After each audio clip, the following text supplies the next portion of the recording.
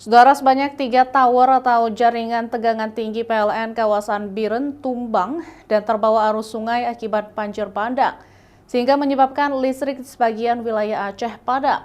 Saat ini petugas PLN sudah dikerahkan untuk antisipasi serta mengoptimalkan PLTD Suletit untuk menambah pasokan listrik.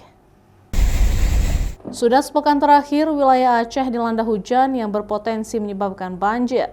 Pasalnya, ada 3 tower atau jaringan tegangan tinggi PLN pada jalur Sud Arun Biren tumbang dan terbawa arus sungai akibat banjir bandang, sehingga menyebabkan listrik di sebagian wilayah Aceh saat ini padam.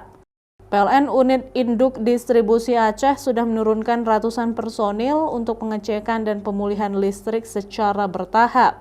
Selain itu, PLN juga berupaya menambah pasokan listrik dengan mengoptimalkan pembangkit listrik tenaga diesel isolated di Lungbata, Pulau Pisang, PLTU Nagan Raya 1 dan 2, agar kembali beroperasi untuk menyuplai listrik dari Nagan ke Sigli. Nah, itu ada 3 tower yang rubuh, sehingga pada saat ini menyebabkan listrik di sebagian wilayah Aceh ini padam. Namun kita sudah berusaha bergerak cepat untuk menurunkan ratusan personil kita untuk mengecek dan melakukan tindakan-tindakan antisipasi. Sementara itu, untuk objek vital seperti rumah sakit tetap mendapatkan suplai listrik agar tidak terganggu.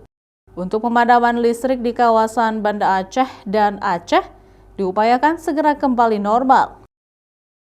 Nova Misdayanti, Kompas TV, Banda Aceh.